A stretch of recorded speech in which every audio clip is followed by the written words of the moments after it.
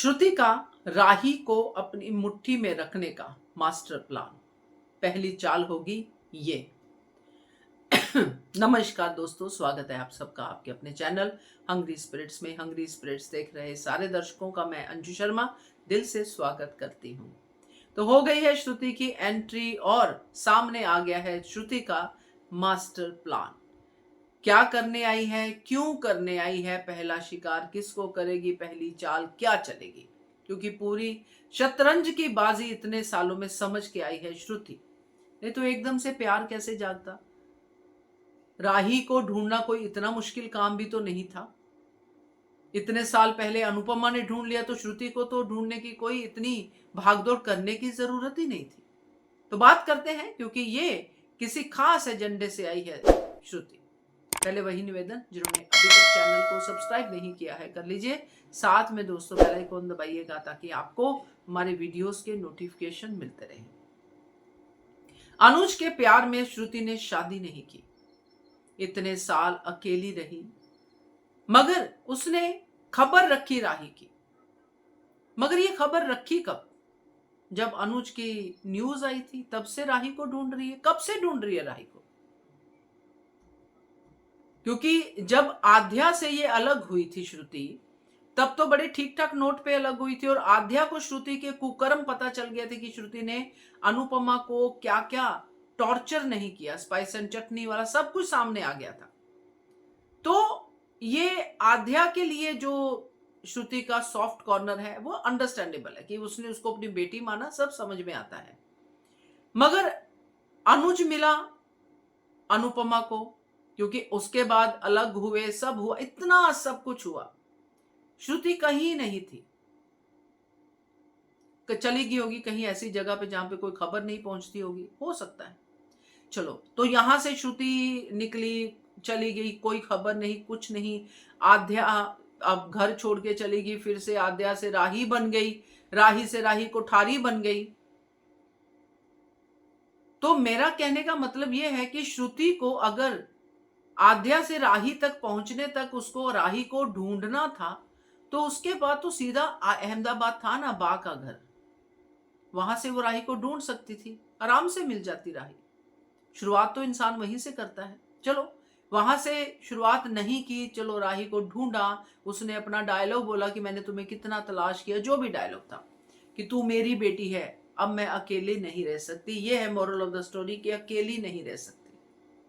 अब मुझे जो लगता है कि ये सब जो है, ये जो श्रुति का जो बिजनेस है, ये सब जो भी कुछ है, श्रुति खुद भी कुछ बिजनेस तो चलाती थी उस समय पे, मगर अनुज से बड़ा बिजनेस श्रुति का नहीं था। मॉडल थी, समथिंग कुछ तो था। जब ये अनुज को पसंद आई, पसंद नहीं सॉरी, अनुज ने इसमें आद्या की जो नजदीकियां थी वो देखी थी कि आद्या के साथ काफी अच्छी जेल हो रही है। आई थिंक किसी फैशन शो में मिले थे, जो बैक स्टोरी में अगर सोचूं तो श्रुति का इतना बड़ा बिजनेस नहीं था जितना कि अनुज का था, और अनुज का सब कुछ आद्या का था। तो कहीं ढूंढती ढूंढती श्रुति इसलिए तो नहीं आई है यहां पे कि राही को वो अपनी मुट्ठी में कर सके, बेटी बेटी मेरी बेटी मेरी बेटी करके। क्योंकि बेटी वाला प्यार भी तो है, क्योंकि भगवान के सामने क्यों झूठ बोलेगी। मगर हिडन एजेंडा कुछ और है, जो शायद श्रुति भी अब जाके रिवील करेगी। तो ये श्रुति का आना इस पुराने बैकग्राउंड के साथ जो मैंने आपको बताया है, थोड़ा इलॉजिकल लगता है, बट ड्रामा बाद में बनेगा, इसलिए इस लॉजिक को यहीं पे हम ड्रॉप करते हैं कि चलो, श्रुति अपनी बेटी को पाने के लिए आई। अब बेटी को पाना है, बेटी को अपनी मुट्ठी में रखना है। क्यों रखना है? क्योंकि वो बेटी के साथ रहना चाहती है। ये तामझाम के साथ नहीं, कोठारी का पूरा खानदान के साथ नहीं रहना चाहती है श्रुति अपनी बेटी के साथ। वो सिर्फ राही के साथ रहना चाहती है, मैं और मेरी बेटी।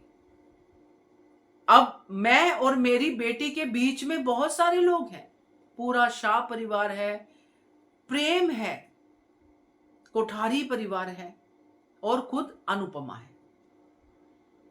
तो अब श्रुति ने अगर राही को अपनी मुट्ठी में करना है तो वो पहला शिकार करेगी, पहली चाल में फंसाएगी प्रेम को। प्रेम को फंसाएगी उसके रेस्टोरेंट के जरिए, उसको रेस्टोरेंट वापस दिलाएगी। प्रेम कहेगा तुम्हारी ये माँ तो बड़ी अच्छी है, एक माँ ने रेस्टोरेंट छीना, दूसरी माँ ने रेस्टोरेंट दिला दिया, यही माँ मुझे पसंद है, राही तुम इसी माँ के भजन करो।